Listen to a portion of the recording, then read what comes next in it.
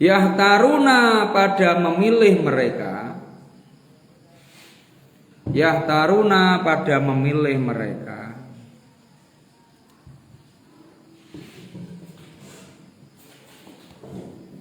Yahtaruna pada memilih mereka. Bi anfusihim dengan pendapatnya sendiri. Bi anfusihim dengan pendapatnya sendiri.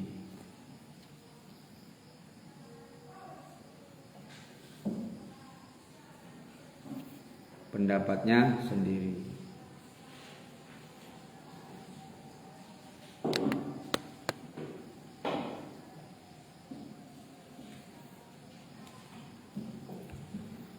La yahsulu maka tidak akan berhasil. La yahsulu maka tidak akan berhasil. Itu siapa yang tidak debit ya?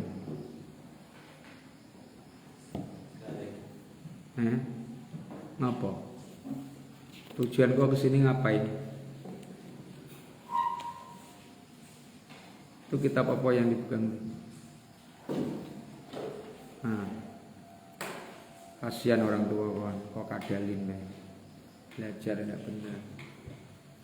Kayak gitu kok terus-teruskan kayak. Mana dapat ilmu.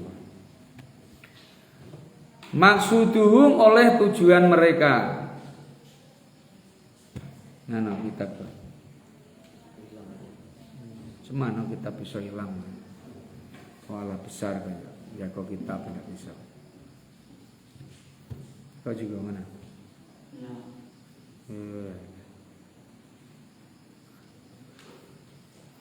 Minal ilmi dari ilmu wal fikihi dan fikih. Minal ilmi dari ilmu wal fikihi dan fikih.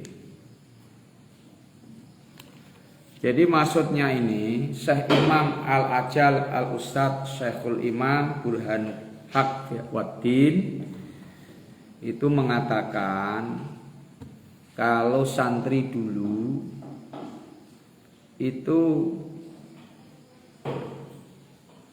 memasrahkan semua masalah dan urusannya kepada gurunya, meminta pendapat kepada gurunya berkaitan dengan semua urusan yang berkaitan dengan dirinya. Maka santri dulu banyak yang berhasil dan banyak yang mencapai pada cita-cita dan tujuannya. Ini kata Syekh.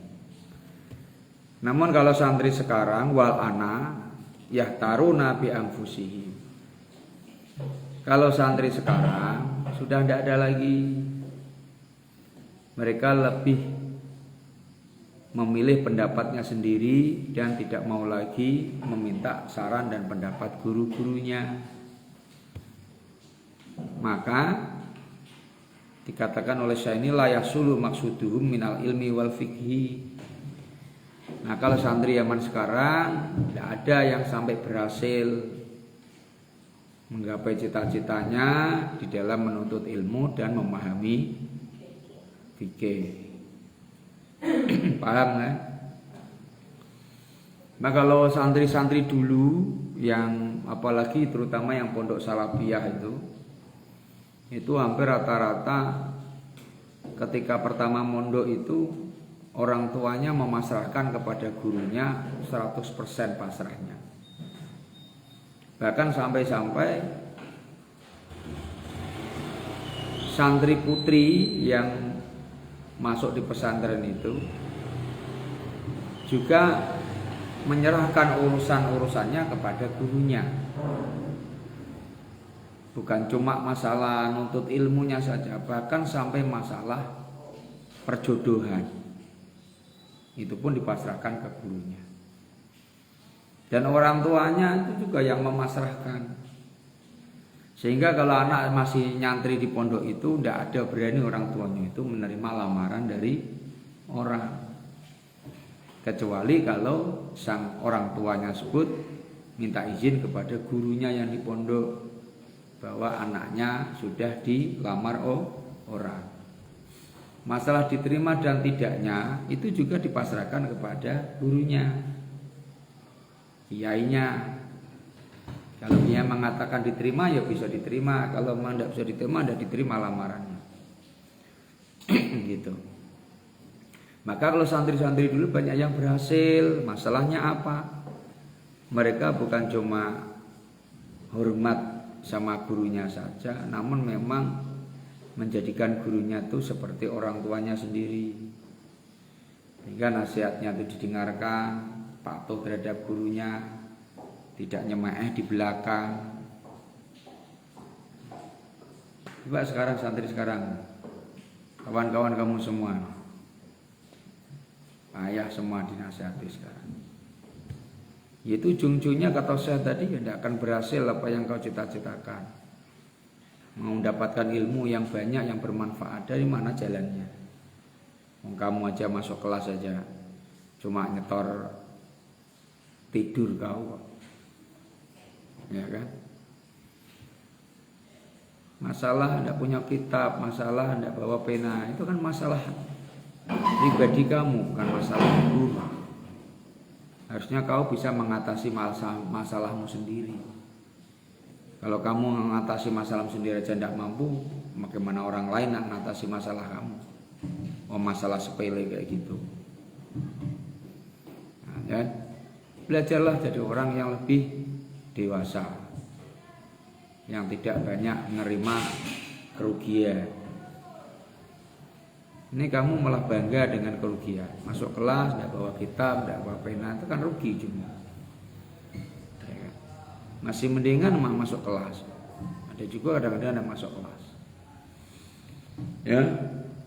Nah, jadi sampai segitunya kalau orang dulu itu masrahkan urusannya kepada gurunya. Makanya kalau kawan-kawan ustadz dulu itu kalau nak nikah itu pun izin kiainya. Bahkan kadang ada yang bapaknya itu datang ke tempat ustadznya itu ngomong kepada gurunya untuk dicarikan jodoh. Ini sama kiainya dicariin jodoh. Maka kalau yang mencarikan jodoh itu kiainya, tentu tidak sembarangan nyarinya. Yang pertama tentu dicariin yang agamanya bagus, ilmu agamanya kuat, digolongkan orang yang ahli ibadah, tidak sembarangan. Bahkan sampai dicari nasabnya juga bagus ndak, kemudian kekayaannya gimana, ndak basing dia menyerahkan santrinya. Karena bagi kiai yang punya santri itu ibarat anaknya sendiri. Ndak mungkin dia melepaskan itu saja kepada orang lain. Bahkan Ustaz dengar kabar itu sejak 5 tahun yang lalu, pondok di Jawa Timur yang pondok Temboro itu tidak salah, itu ada semacam MOU pada santrinya itu yang tergolong orang-orang tidak mampu itu untuk digratiskan di pondok.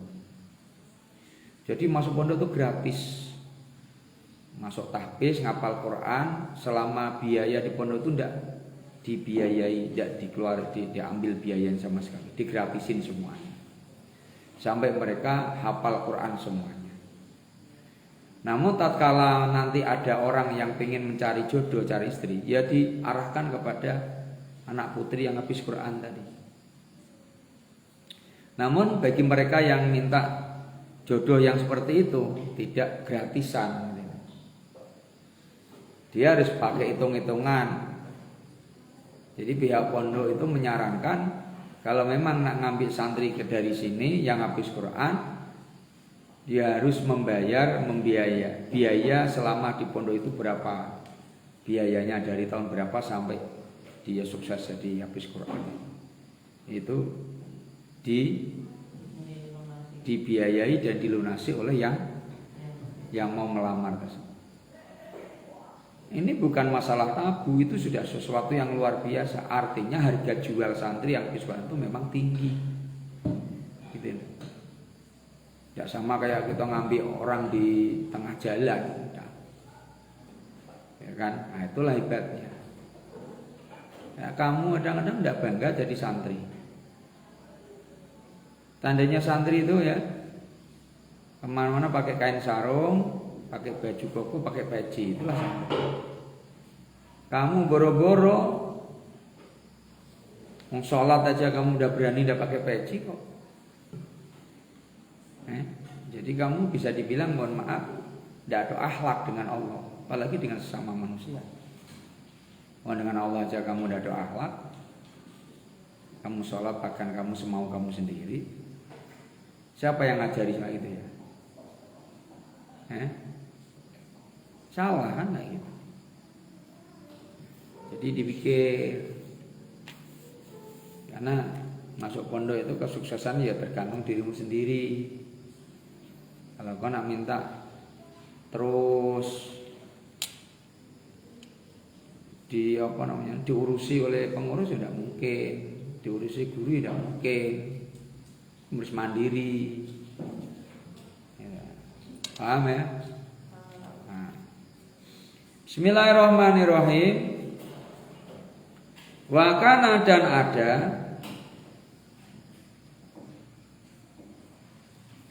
yuhka itu diceritakan Anna Muhammad bin Ismail al-Bukhari, bahwa Muhammad Ismail al-Bukhari, Muhammad Ismail Bukhari rahimahullah ta'ala, semoga merahmati akannya oleh Allah ta'ala, karena itu ada Muhammad, karena itu ada Muhammad,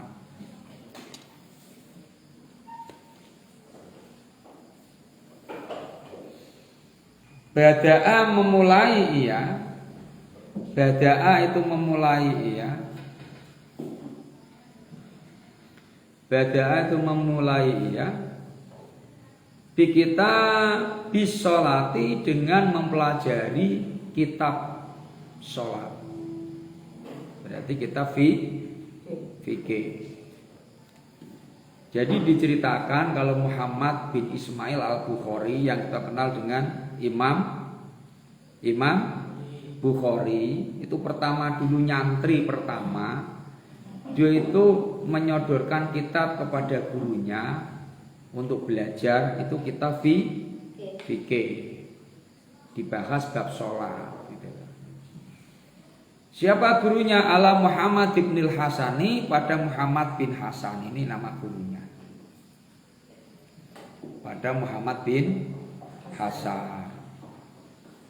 Jadi pertama kali Imam Bukhari mondok, itu dia bawa kitab fikih disodorkan kepada Muhammad bin Hasan gurunya untuk diajarkan masalah berkaitan dengan sholat. Faqala kemudian berkata Muhammad lahu kepada Bukhari. Faqala kemudian berkata Muhammad lahu kepada Bukhari. Kau nak foto ya lah? Nak foto ya? Tunggu dulu. Nah, masuk nih kok. Ayo. Oke.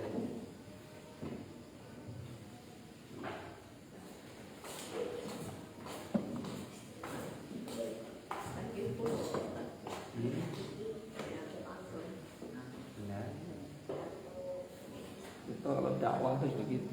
Kalau nyemak anak itu apa yang didapatnya tidur gawe. Iya.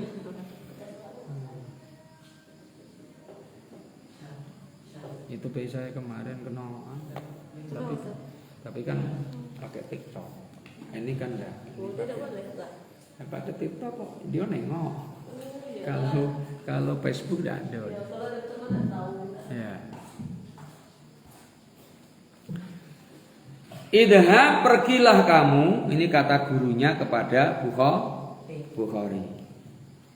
Idha pergilah kamu, wa ta'alam dan pelajarilah olehmu, wa ta'alam dan pelajarilah olehmu,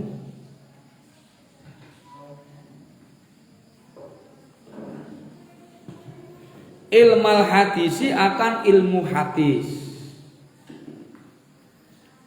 Ilmal hadisi akan ilmu hadis. Nah, maka tatkala Imam Bukhari ini bawa kitab fikih disodorkan kepada gurunya Muhammad bin Hasan. Apa kata Muhammad bin Hasan? Bukhari, kawan pergilah dan belajarlah ilmu hati. Ilmu yang membahas tentang hati. Ini kata gurunya. Alasan gurunya kenapa? 5, karena ada sesuatu. 5, karena ada sesuatu. Ro'a yang telah melihat Muhammad. Ro'a yang telah melihat Muhammad. Ro'a yang telah melihat Muhammad.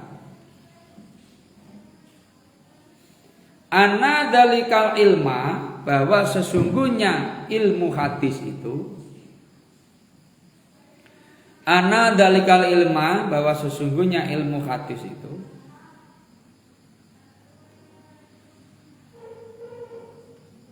ilmu hadis itu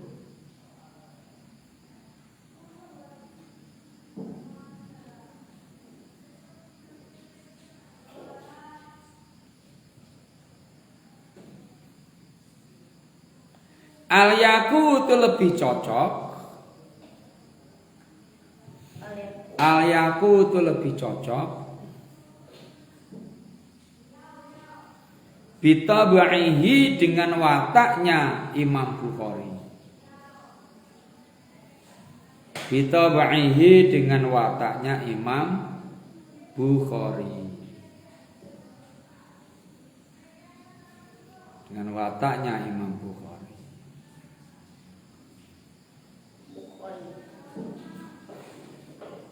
Nah, kenapa Imam Syekh Muhammad bin Hasan gurunya Bukhari itu menyuruh Imam Bukhari untuk pergi membawa kitab hadis belajar kepada guru yang mendalami tentang ilmu hadis? Karena gurunya ini yang bernama Muhammad bin Hasan ini tahu dan melihat bahwa Imam Bukhari itu lebih cocok, wataknya, karakternya lebih cocok kalau dia belajar ilmu hadis daripada ilmu fikih. Paham?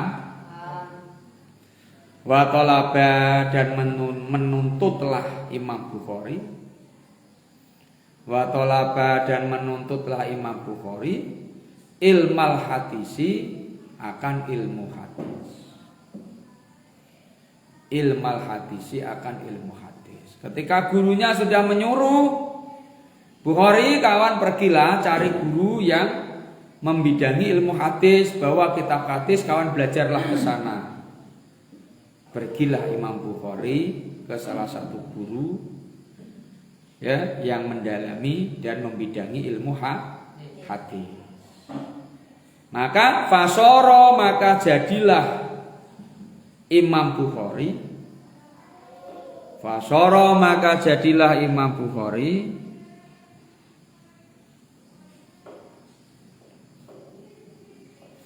Fasoro, maka Imam Bukhari fihi, di dalam ilmu hadis. Fihi, di dalam ilmu hadis. Fihi, di dalam ilmu hadis menjadi muqaddaman, orang yang unggul. Kalau orang yang terkemuka boleh. Muqaddaman, orang yang unggul atau orang yang terkemuka. Ala jami'i a'immatil hadisi, mengalahkan semua imam-imam hadis. Ala jami'a immatil hadisi, mengalahkan semua imam-imam hadis. Semua imam-imam hadis. Nah, maka jadilah yang kita ketahui sekarang, Imam Bukhari setelah dianjurkan dan disarankan oleh gurunya untuk mendalami ilmu hadis bukan ilmu fikih, maka jadilah sekarang kita tahu bahwa Imam Bukhari adalah salah satu ulama yang paling terkemuka mengalahkan ulama-ulama hadis yang lain. Mengalahkan imam-imam hadis yang lain, gitu loh. Memang hebat. Gitu. Ini karena dia mengikuti saran gurunya tadi. Mengikuti saran gurunya kalau dia disuruh belajar ilmu hadis, bukan belajar ilmu fikih. Paham ya? Oke. Jadi kesimpulannya bahwa kita salah satu adab kita ini dalam menuntut ilmu, kita harus memasrahkan segala urusan kita kepada guru kita. Sebagaimana Imam Bukhari itu nurut kepada pendapat gurunya. Imam Bukhari tidak membantah, dibilang udah kau pergi aja dari sini cari guru yang membidangi dalam ilmu hadis. Bawa kitab hadis, belajarlah ke sana. Pergi beliau belajar sampai pada akhirnya Imam Bukhari menjadi tokoh terkemuka di bidang hadis. Bahkan sekarang menjadi ulama nomor 1 yang meriwayatkan hadis dari baginda Rasulullah Sallallahu Alaihi Wasallam. Itu Imam Bukhari. Yang kedua baru adanya Imam Muslim. Itu karena berkahnya Imam Bukhari ngikut gurunya tadi. Kalau kamu kan kadang-kadang udah semau kita sendiri, ya kan? Ya sehingga terjadi tidak dapat berkah ilmu guru. Belajar tidak pakai target, belajar tidak ya sudahlah, yang penting masuk. Berat. Ya. Bismillahirrahmanirrahim, lanjut. Karena baru jam 9 lewat 6 kita jamnya sampai 9.30, setengah 10.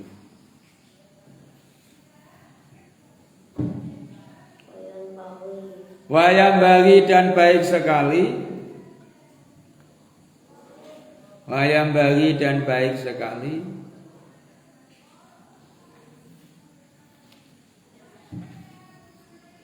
Li talibil ilmi, bagi orang yang menuntut ilmu. Li talibil ilmi, bagi orang yang menuntut ilmu.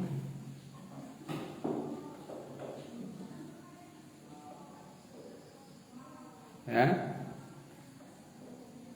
Allah yajlisa qoriban, agar tidak duduk, agar tidak duduk secara dekat, agar tidak duduk secara dekat minal ustadi, dari gurunya. Jadi kalau kita pas belajar itu duduknya jangan terlalu dekat dengan guru. Jangan terlalu dekat dengan guru, juga jangan terlalu jauh. Ambil yang sedang-sedang saja. Gitu ya. Itu salah satu adab kita terhadap guru kita.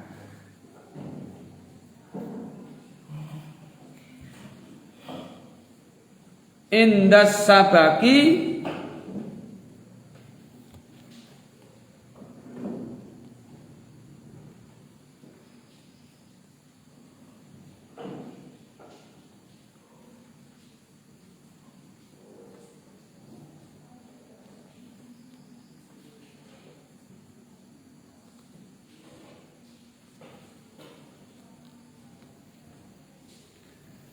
ketika mendahului biwairi daruratin, dengan tanpa darurat.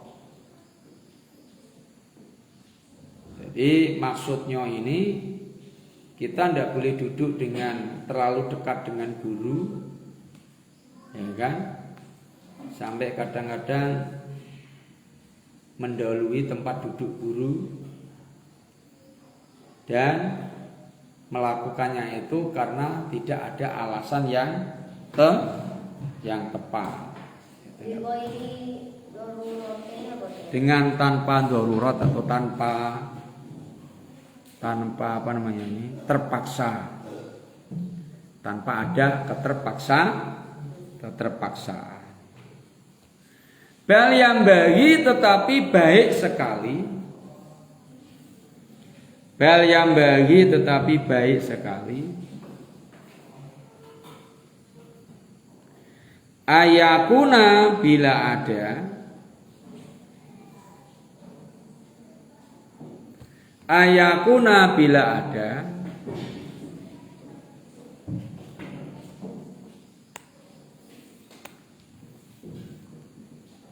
Sudah. Bainahu antara dirinya wa bainal ustadi dan antara gurunya. Bainahu antara dirinya wa bainal ustadi dan antara gurunya. Qadrul kausi itu kira-kira sepanjang kaus. Kaus itu bisa diartikan apa ya? Sedepal. Apa ngerti arti di dusun sini sedepal? Ya. Kaus itu ukuran di daerah Timur Tengah sana, bukan ukuran sini. Jarak. Jadi ya jarak sedepal atau ya mungkin semeter lah dengan guru ya. Intinya jangan terlalu dekat dengan guru. Kalau kita duduk. Fainahu karena sesungguhnya demikian. Fainahu karena sesungguhnya demikian. Akrabu itu lebih mendekatkan ila ta'dimi pada penghormatan.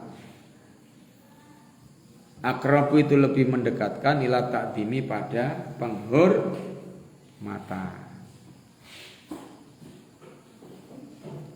Pada penghormatan.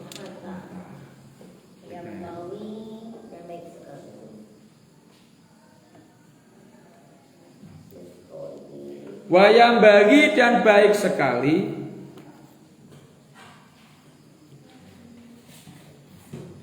Wayang bagi dan baik sekali.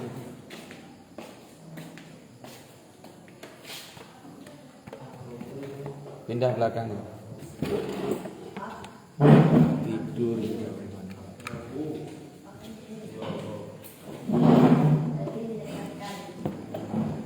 Sudah? Wayang bagi dan baik sekali.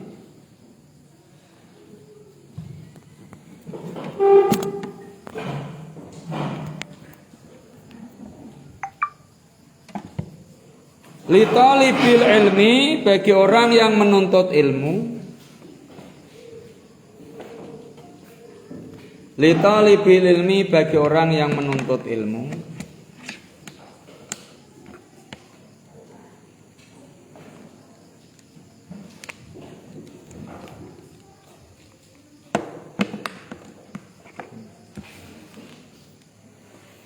Ayah tariza agar menjaga ia.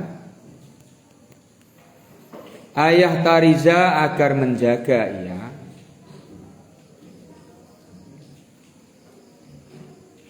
Anil ahlaki dari akhlak adami mati yang tercela.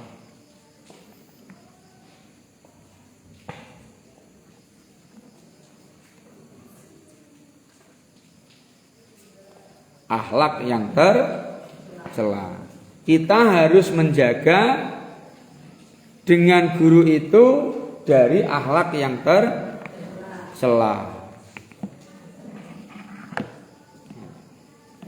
Fa'inaha karena sesungguhnya akhlak yang tercela.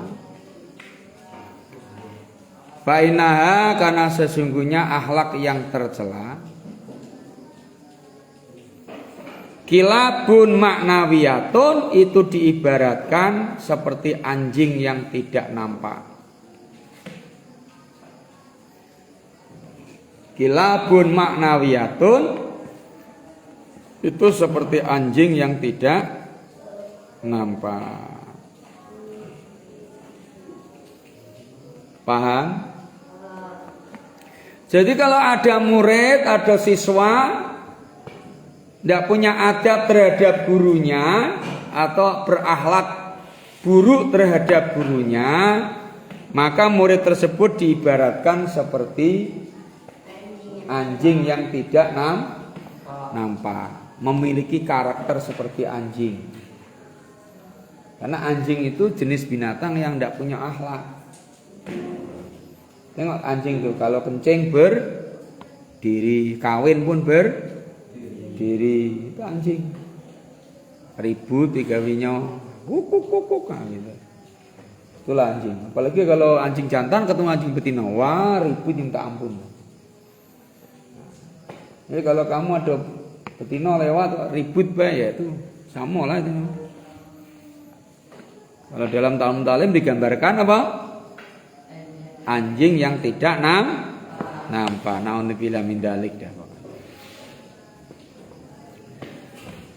Waqad qala Rasulullah, dan sungguh telah bersabda Rasulullah sallallahu alaihi wasallam. Waqad qala Rasulullah, dan sungguh telah bersabda Rasulullah sallallahu alaihi wasallam. Bersabda Rasulullah sallallahu alaihi wasallam.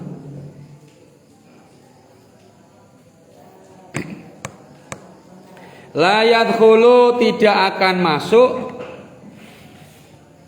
La yadkhulu, tidak akan masuk.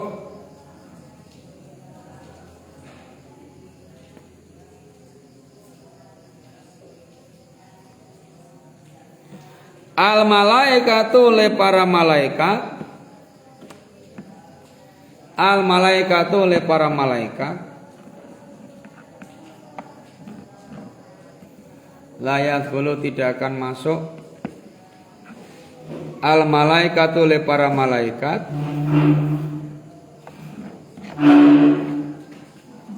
Sudah? Baitan, akan sebuah rumah. Baitan, akan sebuah rumah. Fihi, yang itu ada di dalamnya.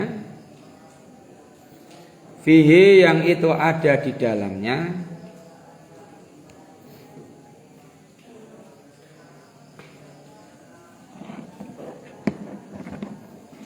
Fihi, yang itu ada di dalamnya.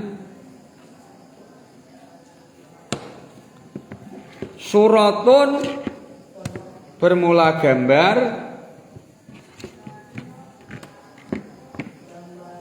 Wakalbun, dan anjing.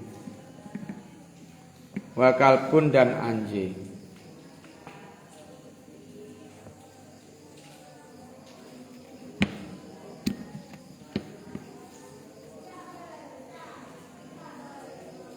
Wakalbun, dan anjing.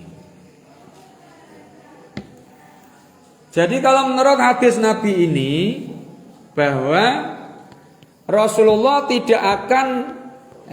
mengatakan bahwa malaikat rahmat itu tidak akan mau masuk ke dalam rumah. Malaikat rahmat tidak akan mau masuk ke dalam rumah. Yang rumah itu ada gambarnya dan ada anjingnya. Naudzubillah min dzalik. Sekarang banyak anjing-anjing di rumah. Jadi kapan ada rumah,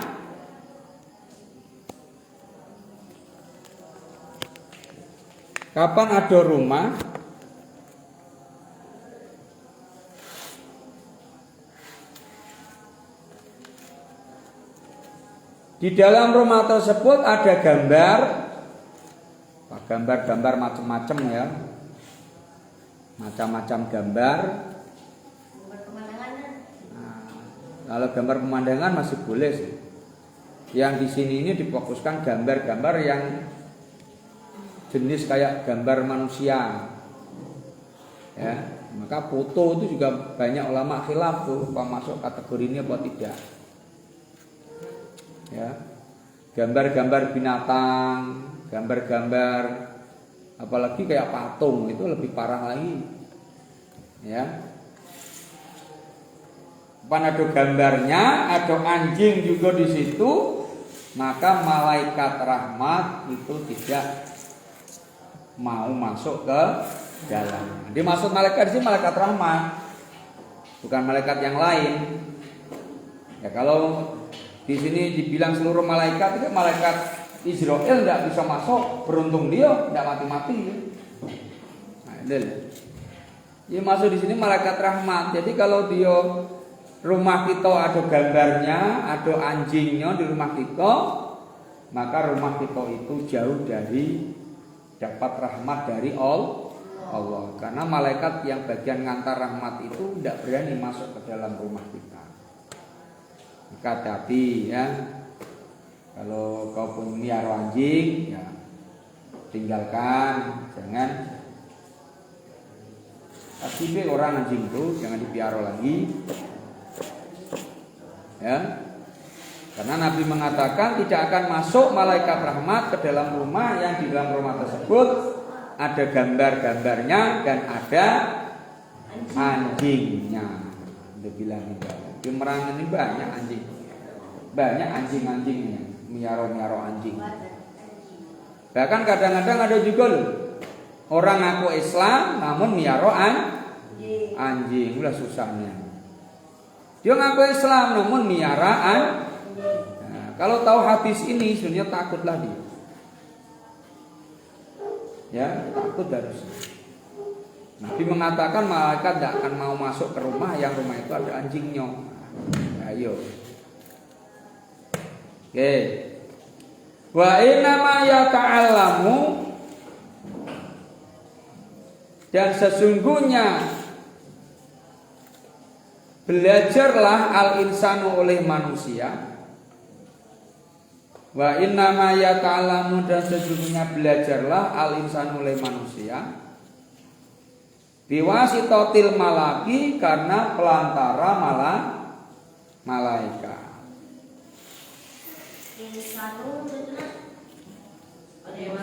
Wa innama yata'allamu, dan sesungguhnya belajar al-insanu oleh manusia. Belajar al-insanu oleh manusia biwasitatil malaki, dengan pelantara malaikat. Jadi maksudnya begini, kita ini menuntut ilmu, belajar di pondok, belajar di sekolah. Ilmu yang kita dapat itu yang ngantar, yang ngasihkan adalah malaikat. Cuma ya lewat usaha kita juga. Kalau usaha kita maksimal, hasilnya ya tetap maksimal. Kalau usaha kita kalau tidur ya ada maksimal. Makanya kadang-kadang orang itu jangan hanya mengandalkan belajar saja. Perlu juga mengandalkan yang namanya riyadhah. Tahu riyadhah? Riyadhah itu kayak puasa Senin Kemis. Dulu saat waktu di pondok rutin Senin Kemis. Di sini kasih Senin itu ada banyak yang puasa. Ya, susah dibaca puasa. Ya satu rutin Senin Kemis itu puasa.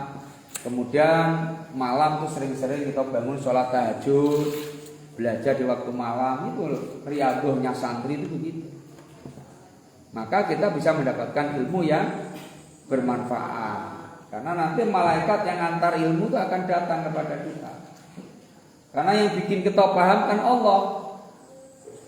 Yang bikin kita ngerti agama kan Allah.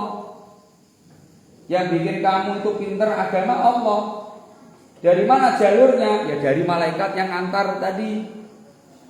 Kalau di rumahmu ada anjingnya, ada gambarnya, malaikat tidak mau masuk, gimana? Dia ngantar ilmu tuh. Gitu loh. Korelasinya tuh di situ. Makanya kalau kita orang Islam ya pantangan jangan sampai kita ini miaro anjing. Kalau gambar di rumah ya carilah gambar yang nampaknya apa? Tidak dituntut. Berarti kayak gambar pemandangan itu tidak masalah. Nah, kalau gambar-gambar kayak gambar manusia ya. Nah itu tadi kalau potret itu masih ada khilaf. Ada yang bilang masuk, ada yang bilang enggak. Karena ada yang bilang mengatakan yang dimaksud gambar di sini ini adalah bentuk yang seandainya dipasangi oleh nyawa itu dia hidup kayak patung. Sementara kayak foto itu kan cemet ya. Tidak mungkin kalau dikasih nyawa bisa hidup.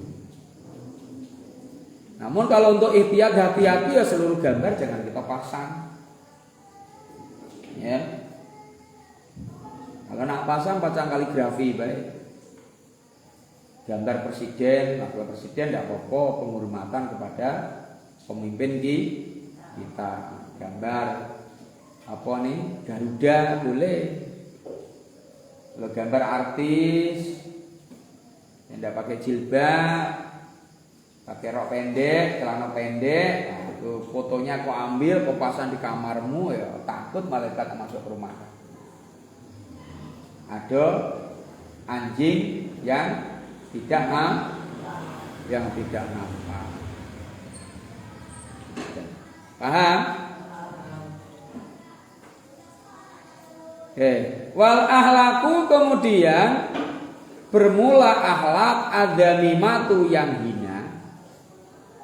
Tengok jam berapa lewat pulang. Wah 2 menit lagi. Wal ahlaku dan bermula akhlak adamimatu yang hina. Tu'rafu itu diketahui. Tu'rafu itu diketahui.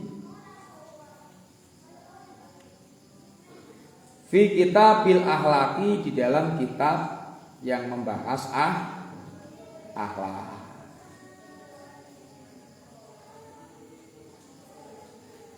Ya, anil akhlaki yang membahas di kitab laki dalam membahas kitab akhlak. Sadaqallahu alazim. Pinjam penantar.